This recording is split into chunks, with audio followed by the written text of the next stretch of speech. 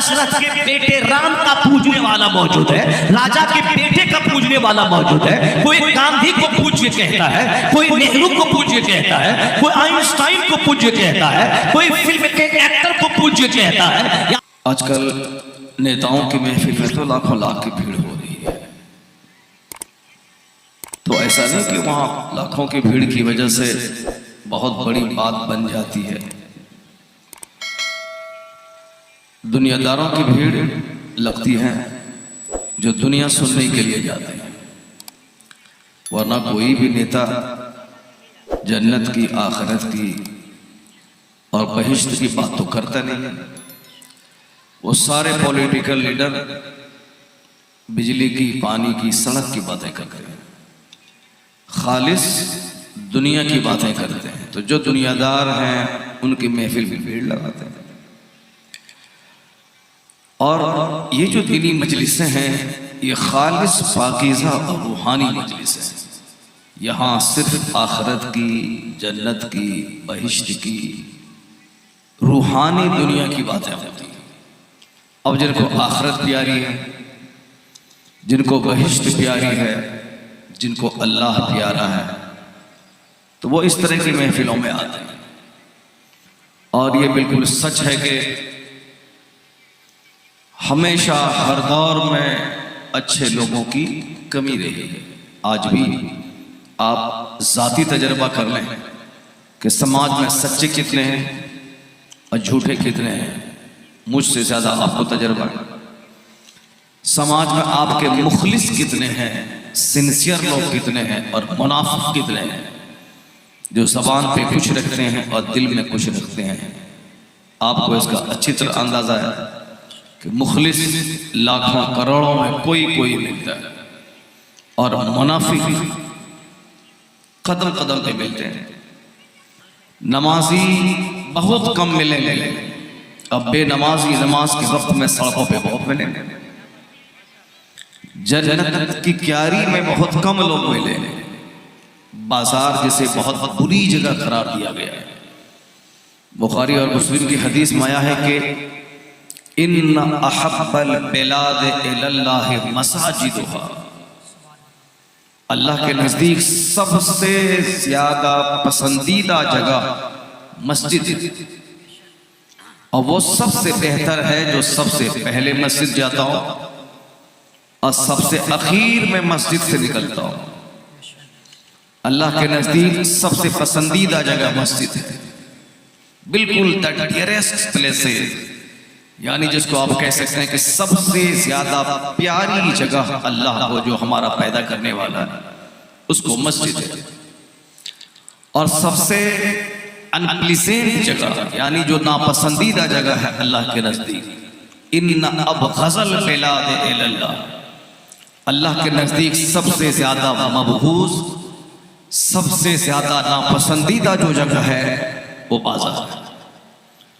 और सबसे बुरे हैं वह लोग जो बाजार सबसे पहले जाएं और बाजार से सबसे पहले लौट के घर सबसे आखिर में आए। सबसे पहले जाएं और सबसे आखिर में आए। और सबसे अच्छे हैं वो जो बाजार सबसे आखिर में जाएं और जरूरत का सामान लेने के बाद सबसे पहले बाजार से आए, क्योंकि बाजार जाना जरूरी है। इसलिए सबसे अच्छा है वो जो आखिर में जाए और पहले आ जाए।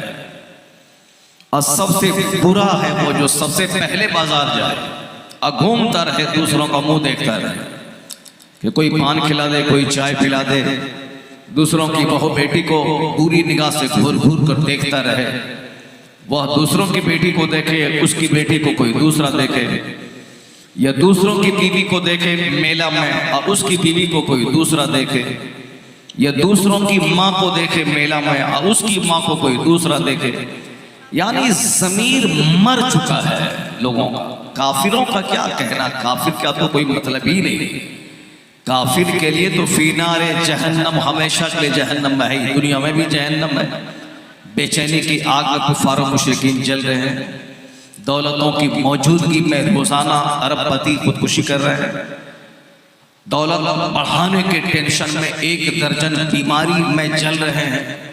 जो बड़ी बड़ी खतरनाक बीमारियां हैं वो सारे अरबपतियों को बीमारियां हैं। हिंदुस्तान से ज़्यादा जो तरक्की याफ्ता ममालिक हैं, फ्रांस, जर्मनी, हॉलैंड, वहाँ के जो अरबपति हैं उसमें से अक्सर लोगों की किडनी खराब है, सब डायलिसिस से चल रहे हैं। तो दुनिया ही में कुफ्फारो मुशरिकीन का दिल बेचैन है, उसकी सेहत, उसकी राहत, सारी चीज़ें छीन ली गई हैं।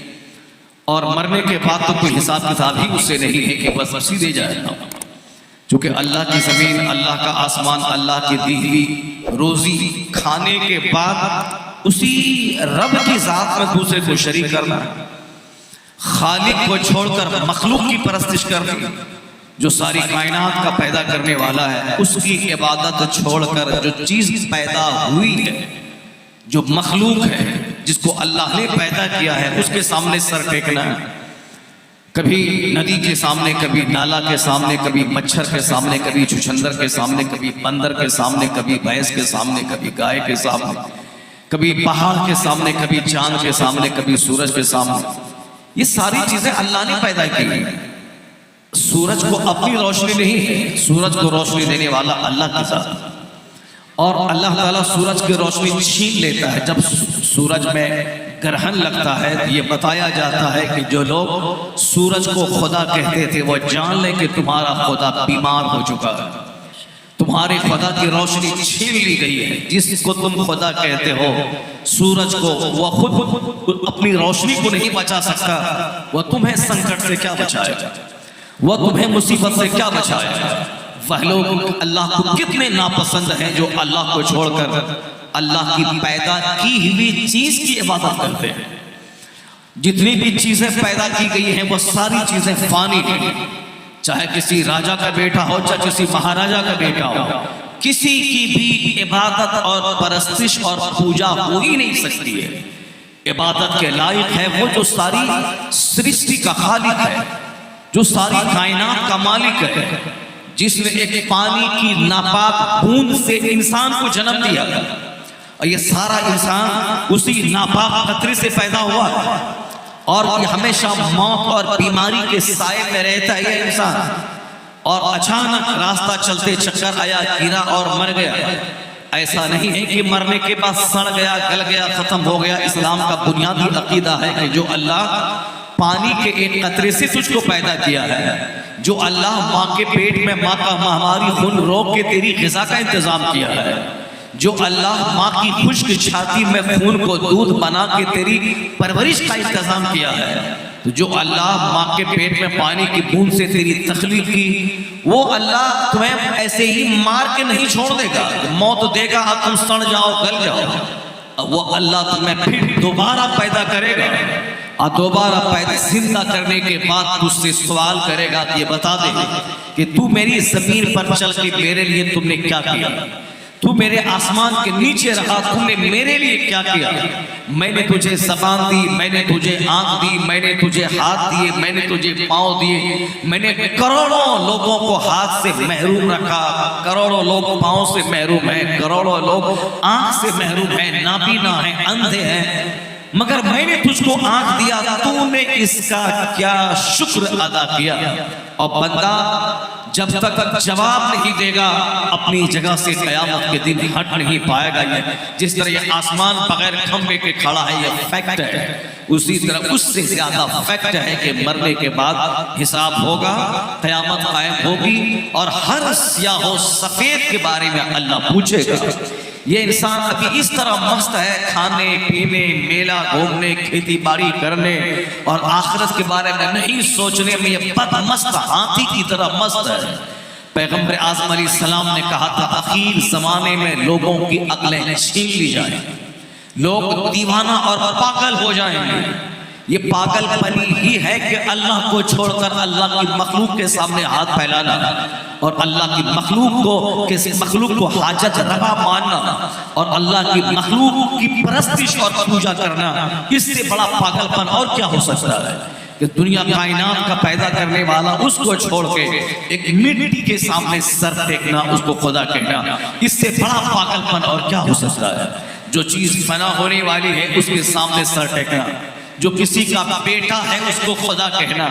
जब सारी दुनिया कह रही है कि साहब ये फला का बेटा है, इसका बाप का नाम ये है, इसकी माँ का नाम ये है, इसका खानदान ये है, तो फिर जो किसी आदमी का बेटा है वो खालिक कैसे हो सकता है? जो किसी का बेटा है वो दुनिया का मालिक कैसे हो सकता है? जो किसी का बेटा है वह पूजने और परस्तिश के लायक कैसे हो सकता है? बस अक्ल से काम अगर कोई ले तो सिवाय एक खुदा की किसी की परस्तिश नहीं करेगा। अल्लाह ने अपने महबूब को कायनात के लिए मॉडल बना के भेजा। अगर तू ताकत की ही परस्तिश करता है और तू ताकत के सामने ही सर झुकाता है, तो सबसे बड़ा ताकत वाला इंसानों के दरमियान में अल्लाह ने अपने महबूब को बना के भेजा है कि देख, जिनके इशारा पाकर डूबा हुआ सूरज पलट आया, इससे बड़ा शक्तिशाली कौन होगा? डूबा हुआ सूरज जिसने पलटाया, जिसने चांद के 2 टुकड़े किए, वह चांद जो आसमान में है, वह सूरज जो आसमान में है, और इस इंसान के इशारे को पाने के बाद चांद 2 टुकड़े में तब्दील हो गया। डूबा हुआ सूरज पलट आया। जिस दरख्त की दुनिया पूजा कर रही है वह दरख्त उस मुस्तफा जाने रहमत को सजदा करता है। जिस जानवर को लोग खुदा समझते हैं, पूजा करते हैं, वह जानवर मुस्तफा जाने रहमत को सजदा करता है। जिस पहाड़ को लोग खुदा कहते हैं वह पहाड़ मुस्तफा के नक्शे पा को पाने के बाद सीने में उतार लेता है। जिस समंदर की चंचल मौजों को लोग खुदा कहते हैं वह समंदर की चंचल मौजें मुस्तफा के गुलाम के लिए अपने सीने पे रास्ता दे देती है। यानी जिन चीजों को दुनिया खुदा कहती है, जंगल को, झाड़ को, जानवर को, सूरज को, चांद को, ये सारी चीजें मुस्तफा की गुलामी करती हुई नजर आ रही है। अगर खुदा कहना है किसी शक्तिशाली को मुस्तफा के पास आ जाए, और अगर तू किसी जंगल और झाड़ सूरज को खुदा कहता है, जो सूरज मुस्तफा के इशारे पे गर्दिश करता हो, उस मुस्तफा के पास आ जाए। जब सारी दुनिया मुस्तफा के पास आएगी तो वहां से पता चलेगा कि ये तो सबसे महान है। सूरज को नचाने वाला, चांद को 2 टुकड़े करने वाला, दरख्तों से सजदा करवाने वाला, समंदर जिसके लिए अपने सीने पे रास्ता दे देता हो, दरख्त जिसको सजदा करता हो, सांप जिससे पनाह मांगता हो, जिसके दीदार का मुतमन्नी हो, तो फिर सबसे ज्यादा शक्तिशाली तो यही है। लेकिन दुनिया तंग रह जाती है कि जब मुस्तफा जाने रहमत के पास खुदा की तलाश में दुनिया आती है तो दुनिया देखती है कि ये महान शख्स किसी महानतम हस्ती के सामने सजदारेज है, यानी अपनी पेशानी को टेके हुआ है। तो अब वहां से दलील मिल गई, जो जिनके इशारे पे सूरज और चांद महवे गर्दिश हो, वह जिसको सजदा कर रहा है, वह जिसके सामने पेशानी झुका रहा है, वही खुदा है। यानी मोहम्मद अरबी जिस खुदा के सामने सर झुकाते हैं वही कायनात का खालिक है, वही कायनात का खुदा है। माशाअल्लाह। अल्लाह ने अपने महबूब को दलील बना के भेजा। अल्लाह ने अपने महबूब को अल्लाह रब्बुल इज्जत की मार्फत की पहचान बना के भेजा है। मेरे महबूब को देख, कायनात का खालिक, कायनात के खालिक की मार्फत उसको हासिल हो जाएगी, या दुनिया की माहियत, दुनिया की सच्चाई क्या है तो उसको समझ में आ जाएगी। इसलिए जिन जिन लोगों ने मोहम्मद अरबी को पढ़ा, जिन जिन लोगों ने अल्लाह के महबूब की सीरत का मुताला किया, जिन लोगों ने हुजूर के इरशादात, गाइडलाइंस, उनके मार्गदर्शन की स्टडी की, वो कभी किसी जंगल झाड़, किसी राजा के बेटे को अपना खालिक और मालिक या इबादत के लायक कभी नहीं समझेगा। वह जौ की रोटी खाएगा, वह हल चलाएगा, वह इस्लाम लाने के पादाश में उसकी गर्दन काटी जाएगी, लेकिन वो किसी दरख्त को खुदा नहीं कहेगा, वह किसी जंगल के सामने सर नहीं टेकेगा, वह किसी गोबर के सामने सर नहीं टेकेगा, वह किसी बहती हुई नदी के सामने सर नहीं टेकेगा, वह किसी सूरज और चांद को खुदा नहीं कहेगा। वह तो जानता है कि चांद में जब ग्रहण लगता है तो चांद पे रोशनी हो जाता है, वह जानता है कि सूरज में जब ग्रहण लगता है तो सूरज की रोशनी छीन ली जाती है। जो खुद कमजोर हो वह दूसरों की कमजोरी क्या दूर करेगा, जो खुद रोशनी का मोहताज हो वह दूसरों की जिंदगी को क्या रोशनी देगा। इसलिए इस्लाम सबसे बड़ा पैगाम यही देता है कि इबादत के लायक ना कोई राजा का बेटा है, इबादत के लायक ना कोई जानवर है, इबादत के लायक ना कोई सूरज और चांद है, इबादत के लायक है वो खुदा जो सूरज का खालिक है, जो चांद का खालिक है, जो इंसानों का खालिक है, जो आसमान और जमीन का खालिक है। इसलिए इस्लाम का पहला प्रोग्राम है ला इलाहा इल्लल्लाह, there is no any god but Allah, कोई माबूद नहीं सिवाय खुदा के। और ये बात किसने बताई? जो उस खुदा का नुमाइंदा और रसूल बन के इस जमीन पर तशरीफ लाया, उसी का नाम उस कलमे में शामिल है मोहम्मदुर रसूलुल्लाह। मोहम्मद हमारे अल्लाह के रसूल हैं, हमारे रहबर हैं, हमारे रहनुमा हैं, हमारे पेशवा हैं और हमारे पैगंबर हैं। मोहम्मद न होते तो अल्लाह की पहचान हमें कैसे मिलती? इसलिए आला हजरत कहते हैं वह जो न थे तो कुछ न था, वह जो न हो तो कुछ न हो, जान है वो जहान की, जान है तो जहान। वाह वाह माशाअल्लाह सुभान अल्लाह, जिंदाबाद, नारे तकबीर। का सबसे बड़ा एहसान है तो अल्लाह ने हमें मुसलमान बनाया। बंदा इस पॉइंट पे जब गौर करेगा तो किसी पागल के सामने नहीं जाएगा, वो किसी औरत के तलवा को नहीं चाटेगा, वो किसी दौलत की परस्तिश नहीं करेगा, वो किसी राजा के बेटे के पीछे पागल नहीं होगा, वो किसी नेता का पांव छू करके उसको अपने सामने महान नहीं समझेगा। जो अल्लाह पर ईमान लाएगा वह सबसे बेनियाज हो जाएगा।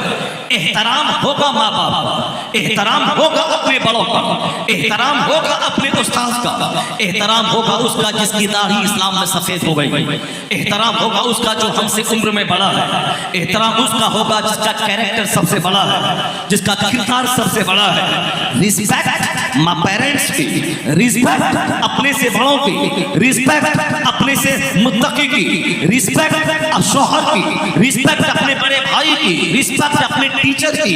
ये रिस्पेक्ट तो होगा मगर वर्शिप नहीं होगा, यानी उसकी इज्जत होगी, इबादत नहीं होगी।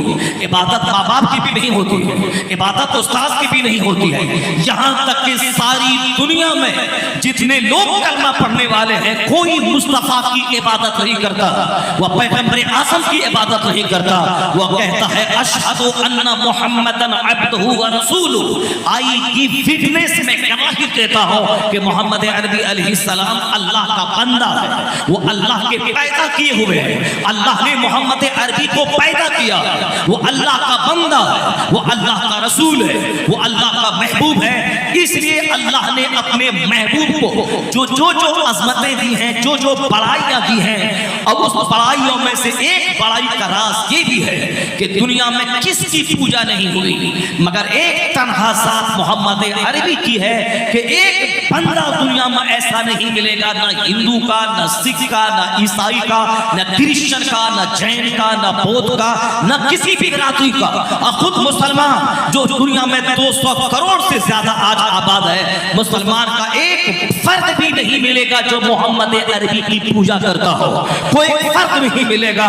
तो किसकी पूजा दुनिया में नहीं की गई? सूरज की पूजा करने वाला मौजूद है, चांद की पूजा करने वाला मौजूद है, गाय की पूजा करने वाला मौजूद है, बैल को पूजने वाला मौजूद है, सांप को पूजने वाला मौजूद है, सूरज और चांद को पूजने वाला मौजूद है, चूठी को पूजने वाला मौजूद है, चमगादड़ को पूजने वाला मौजूद है, राजा दशरथ के बेटे राम का पूजने वाला मौजूद है, राजा के बेटे का पूजने वाला मौजूद है। कोई गांधी को पूज्य कहता है, कोई नेहरू को पूज्य कहता है, कोई आइंस्टाइन को पूज्य कहता है, कोई फिल्म के एक्टर को पूज्य कहता है। यानी जो किसी क्वालिटी में थोड़ा सा मुमताज हो गया, चाहे पॉलिटिकल फील्ड में हो, क्रिकेट के फील्ड में हो, फुटबॉल के फील्ड में हो, हॉकी के फील्ड में हो, या फिर लिटरेचर की फील्ड में हो, जिस फील्ड में कोई बड़ा हो गया बेशुमार लोग उसको खुदा कहने लगते हैं, उसके सामने सर झुकाने लगते हैं। लेकिन एक साथ तन्हा मोहम्मद अरबी की है कि अल्लाह ने इस इल्जाम से मुस्तफा को पाक रखा है कि परस्तिश चमगादड़ और जानवर की हो रही है मगर मुस्तफा की परस्तिश नहीं होती है दुनिया में। इसलिए कि मुस्तफा आए ही इसीलिए हैं ताकि कायनात के लोगों को बता दिया जाए कि तेरा खुदा मखलूक नहीं है, तेरा खुदा वो है जो सारी कायनात का खालिक है। ये आका अलैहिस्सलाम की अज़मतों में से एक बड़ी अज़मत ये है कि आज तक किसी ने भी मोहम्मद अरबी की पूजा नहीं की। नबी का नाम सुन के अंगूठा चुनना और है, नबी पर दुरूद और सलाम भेजना और है, नबी की शफाअत की भीख मांगना अल्लाह से और है, सरकार दो जहां को आलिम गैब मानना और है, आका अलैहिस्सलाम के इख्तियारात को तस्लीम करना कि अल्लाह ने उसे बाइख्तियार बनाया है, अल्लाह ने उसे अपना महबूब बनाया है, सारी कायनात की तख्लीक का उन्हें जरिया बनाया है। ना होते मुस्तफ़ा तो कायनात की तख्लीक कैसे होती, होते कहाँ खलीलो बिना काबा बिना लौलाक वाले साहिबी, ये सब तुम्हारे घर की है। लौला कलमा खलक़ुल अफ़लाक, अल्लाह ने कहा महबूब अगर आपको पैदा करना ना होता तो हम कायनात को पैदा नहीं करते। मुस्तफ़ा बासे तख्लीक कायनात है, वजह तख्लीक दो आलम है, लेकिन मुस्तफ़ा खालिक नहीं है, वह माबूद नहीं है, वह मसजूद नहीं है, वो मुस्तफ़ा अल्लाह का नुमाइंदा, अल्लाह का रसूल है, अल्लाह का पैगंबर है, अल्लाह का भेजा हुआ नुमाइंदा है। अल्लाह रब्बुल इज्जत ने अपना पैगाम मुस्तफ़ा पे नाजिल करके सारी दुनिया को बताया है कि तुम्हारा मकसद हयात किया है। तो सरकारे दो जहां अलैहिस्सलाम अल्लाह रब्बुल इज्जत का बंदा, अल्लाह का महबूब है, लेकिन हो सकता है कोई मोहब्बत में गुलू करके पूजने लगे, मगर ऐसा नहीं हुआ। जनाब मूसा अलैहिस्सलाम को खुदा कहने वाला मौजूद है, उज़ैर अलैहिस्सलाम को यहूदी खुदा का बेटा कहता है, अब्बास यहूदी उससे खुदा कहता है, क्रिश्चियन ये क्रिश्चियन जनाब ईसा अलैहिस्सलाम को खुदा कहता है, ईसा अलैहिस्सलाम की माँ जनाब मरियम को खुदा कहता है, और एक खुदा वो जो कायनात का खालिक है, यानी वह तस्लीस के कायल है, तीन खुदा के कायल है। वो जनाब मरियम को अल्लाह ने पैदा किया और उसको ये क्रिश्चियन कहता है खुदा है। जनाब ईसा अलैहिस्सलाम मरियम की शिकम से पैदा हो, अल्लाह ने बगैर बाप के उसको पैदा किया, लेकिन ये क्रिश्चियन उससे खुदा कहते हैं। जो खुद पैदा हुआ हो वह खुदा कैसे हो सकता है? जनाब ईसा अलैहिस्सलाम को तो खुदा कहने वाला है, जनाब मूसा अलैहिस्सलाम को भी खुदा कहने वाला है, जनाब उज़ैर अलैहिस्सलाम को भी खुदा कहने वाला है, अगरचे वो झूठ कहता है। क़यामत के दिन जनाब ईसा अलैहिस्सलाम को लाया जाएगा और कहा कहेगा अल्लाह क्या तुमने इन लोगों से कहा था कि मैं खुदा का बेटा हूँ? ये लोग तुम्हें खुदा का बेटा क्यों कहते हैं? क्या तुमने ये कहा था कि मैं खुदा हूँ, मैं बगैर बाप के पैदा हुआ हूँ? क्या तुमने कहा था? जब तुमने नहीं कहा तो ये लोग तुम्हें कैसे कहते हैं? तो जितने लोगों ने जनाब ईसा को खुदा कहा था सबों को जहन्नम की आग में घसीट के डाला जाएगा कि जब जनाब ईसा ने तुझसे नहीं कहा कि मैं खुदा का बेटा हूँ और मैं खुदा हूँ, तो तुमने उनकी परवरिश उनकी परस्तिश तुमने कैसे की? तुमने उनको खुदा का बेटा कैसे कह दिया? अपने नफ्स की गुलामी की, तुमने शैतान की बात मान ली, तुमको किसी शैतान पढ़े लिखे आदमी ने तुझको मिसगाइड किया, तुमने उसकी बात मान ली, तुमने तौरात की बात नहीं मानी, तूने इंजील की बात नहीं मानी, तूने ज़बूर की बात नहीं मानी, तुमने कुरान पाक का पैगाम नहीं माना, जो कुरान पाक जो आखिरी सहीफा आखिरी पैगाम है तुमने उसको नहीं माना। वो जो ज़बूर जनाब दाऊद अलैहिस्सलाम पे जो किताब नाज़िल हुई तुमने अल्लाह रब्बुल इज्जत का कलाम तुमने उसको नहीं माना, अपने मन की बात मान ली, नफ्स की गुलामी कर ली। जैसे आज भी मुसलमानों का एक बड़ा तबका है, ये मुस्तफ़ा को खुदा तो नहीं कहता, मुस्तफ़ा को रसूल कहता है, अल्लाह रब्बुल इज्जत को अपना खुदा मानता है, लेकिन जहां तक सर से लेके पांव तक जिंदगी गुजारने का मामला है, शादी ब्याह अकीका खतना, जिंदगी के हर स्टेज में पैरवी नफ्स की जाती है, शरीयत की नहीं, मुस्तफ़ा की नहीं, कुरान की नहीं, हदीस की नहीं, बल्कि फिल्म की पैरवी है। कोई साहब पॉलिटिकल लीडर की पैरवी कर रहा है, कोई क्रिकेटर की पैरवी कर रहा है, कोई फिल्म के एक्टर की पैरवी में हाथ में धागा बांध रहा है, कोई फिल्म के एक्टर की पैरवी में गले में सोने का चैन पहन रहा है। भले ही इस्लाम कहता है कि मर्द के लिए सोने का हार पहनना हराम है, ठीक है इस्लाम कहता है, मैं मानता हूँ, मगर नकल किसकी हो रही है? नकल हो रही है फिल्म के सेलिब्रिटीज की नकल हो रही है, फिल्म के बड़े बड़े एक्टर और एक्ट्रेस की नकल हो रही है। हमारी बेटियां उसको अपने लिए मॉडल मान रही हैं। आज लोग कहते हैं मैं जलील हो गया, मैं रुस्वा हो गया। जलील और रुस्वा होने मुसलमान ही पैदा हुआ है। जब तक ये मुसलमान मुस्तफा जाने रहमत की पैरवी करता रहा तब तक ईरान का हाकिम रहा, रूम का हाकिम रहा, हिंदुस्तान का हाकिम रहा, चाइना जापान का हाकिम रहा। ये तो जन्नत वहां मिलेगी, दुनिया में अल्लाह ने सल्तनत देने का वादा किया है। अगर तुमने ईमान लाया, अच्छा काम किया, मेरे महबूब की गुलामी की, मेरे महबूब के काम की तुमने पैरवी की, जिंदगी के हर स्टेज में तुमने मुस्तफा से रहनुमाई हासिल की जन्नत वहां मिलेगी मरने के बाद, यहाँ इज्जत मिलेगी, यहाँ राहत मिलेगी, यहाँ मुसर्रत मिलेगी, यहाँ सेहत मिलेगी, यहाँ हुकूमत मिलेगी, यहाँ सल्तनत मिलेगी। ऐसा नहीं है कि सिर्फ हवाई बात है, नहीं, अल्लाह का वादा सच्चा हुआ। अल्लाह ने अरब के बकरी चराने वालों को ईरान का हाकिम बना दिया। अल्लाह ने अरब के घोड़ा चराने वालों को रूम का हाकिम बना दिया। क्या था मुल्क अरब में? अरब में खेती बाड़ी नहीं होती थी। अरब के लोग तिजारत करने के लिए मुल्क शाम जाते थे। अरब के लोग बिजनेस करने के लिए यमन जाते थे। अरब के लोग बिजनेस करने के लिए बसरा और कूफा जाते थे। बसरा मुल्क शाम के शहर में जाते थे। और फिर अरब के लोग दूसरे ममालिक में सफर करने जाते थे, वहां से लाते थे फिर यहाँ वो खाना खाते थे। अरब में क्या था? फल फ्रूट्स थे, लेकिन वहाँ गेहूं की खेती नहीं थी, वहाँ चावल की खेती नहीं थी, वहाँ शादाब नहरें नहीं थी। वह लोग जो रोटी के लिए बिजनेस करते थे। और फिर हुज्जाजे कराम जो दुनिया भर से अरब आते थे, जनाब इब्राहिम अलैहिस्सलाम के बाद वो सारे हुज्जाजे कराम किससे? उन अरब के लोगों की रोजी थी। अरब के लोगों की रोजी उन हुज्जाजे कराम से वाबस्ता थी, जो ऊंट पे हाजियों को सवार करते, उसके चंद सिक्के से अपना पेट पालते थे। ये वह लोग थे जिनके पास गुर्बत थी, खेती बाड़ी नहीं थी, सनअत और हिरफत नहीं थी, जिसके पास ज़राअत नहीं थी, जिसके पास एग्रीकल्चर और कल्टीवेशन नहीं था।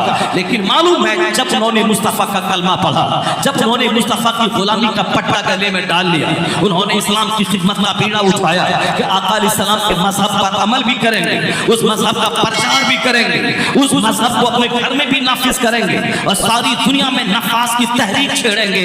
जब से उन्होंने इस्लाम को गले लगाया और इस्लाम की तबलीग को अपनी जिंदगी का मकसद बनाया और रास्ते में आने वाली रुकावटों को दूर करने के लिए जज्बे जिहाद से काम लिया, ताकि जो भी पत्थर रास्ते में आए उस पत्थर को हटा दिया जाए और इस्लाम को एक आफाकी आलमगीर यूनिवर्सल इंटरनेशनल जो इस्लाम का मैसेज है वो दुनिया के हर कोने में फैलाया जाए। फिर क्या था? वो इस्लाम फैलाने का बीड़ा उठाए।